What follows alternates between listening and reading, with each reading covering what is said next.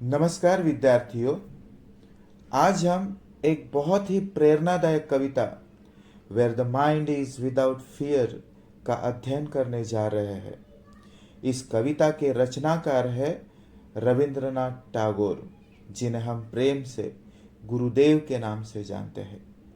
रविंद्रनाथ टैगोर जी भारत के एक महान कवि, साहित्यकार, दार्शनिक, शिक्षाविद और समाज सुधारक थे। उनका जन्म 7 मई 1861 में कोलकाता में हुआ। वे पहले एशियाई साहित्यकार थे जिन्हें उनकी प्रसिद्ध कृति गीतांजलि के लिए वर्ष 1913 में नोबेल पुरस्कार से सम्मानित किया गया। टैगोर जी का यह मानना था कि शिक्षा केवल पुस्तकों तक सीमित नहीं होनी चाहिए, बल्कि वह व्यक्ति के विचारों को स्वतंत्र और व्यापक बनाए। इसी सोच के साथ उन्होंने शांति निकेतन की स्थापना की। Where the mind is without fear उनकी सबसे प्रसिद्ध कविताओं में से एक है। इस कविता में कवि एक ऐसे राष्ट्र का सपना देखते हैं जहां लोग भयमुक्त हो, ज्ञान सबके लिए खुला हो, सत्य और तर्क का सम्मान हो तथा हर व्यक्ति अपने पूर्ण विकास की ओर अग्रसर हो। आइए अभी सुंदर कविता का अध्ययन करें और समझे कि कवि हमें किस प्रकार के आदर्श समाज और राष्ट्र का संदेश देना चाहते हैं। तो सबसे पहले हम कविता का वाचन करेंगे।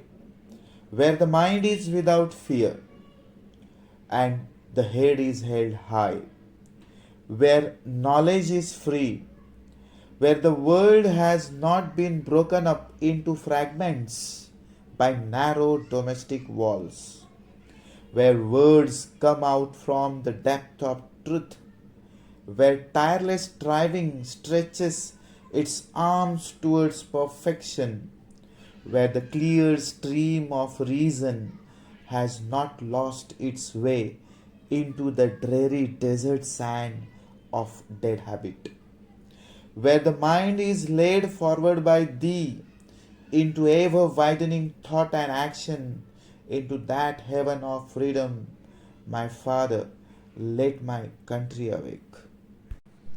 तो चलो हम इस कविता का अर्थ हर एक लाइन को पढ़ के जानते हैं।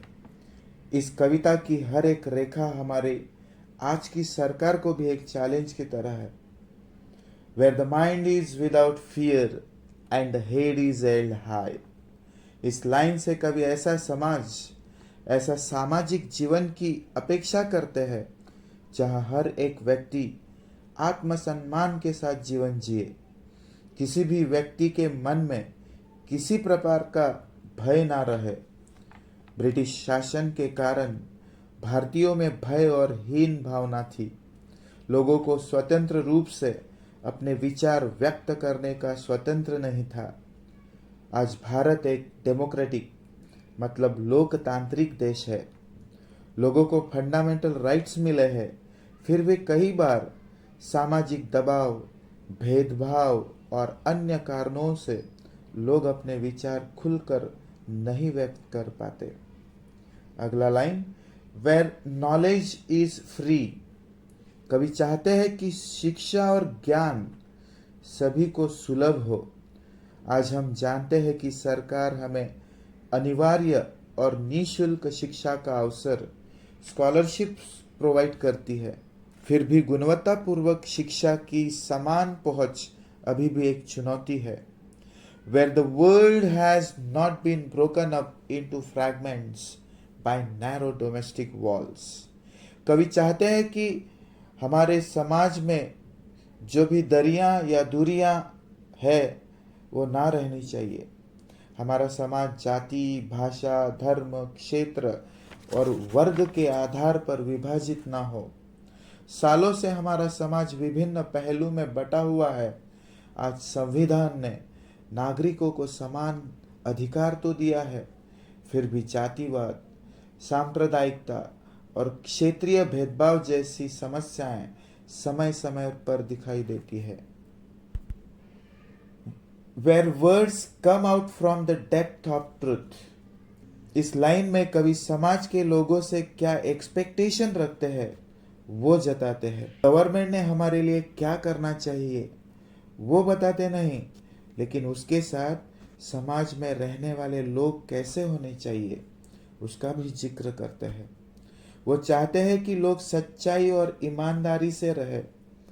आज हम एआई, इंटरनेट और फास्ट मीन्स ऑफ कम्युनिकेशन के ज़माने में रहते हैं, लेकिन फिर भी इस ज़माने में अफवाहें, झूठी खबरें, मैनिपुलेशन वाली खबरें हमारे पास आती है और ये समाज हित के लिए घातक है। इसलिए सत्य का महत्व और भी बढ़ जाता है। Where tireless striving stretches its arms towards perfection, कोई भी समाज के विकास के लिए उस समाज के व्यक्ति कार्यशील और उत्कृष्टता के लिए परिश्रम करते रहने चाहिए। आज भारत कुछ क्षेत्रों में आगे चला गया है, फिर भी अभी भी बहुत सारी समस्याएं हमें हमारी बैकवर्डनेस दिखाती है। इसलिए देश के लोग उपक्रमशील होने चाहिए, नवोक्रम और निरंतर प्रगति के पथ पर चलने वाले होने चाहिए। यही एक्सपेक्टेशन इस लाइन से टैगोर जी एक्सप्रेस करते हैं। Where clear stream of reason has not lost its way into dreary desert sand of dead habit. हमारा समाज सदियों से अंधविश्वास, रूढ़िवादी परंपराओं से घिरा हुआ है।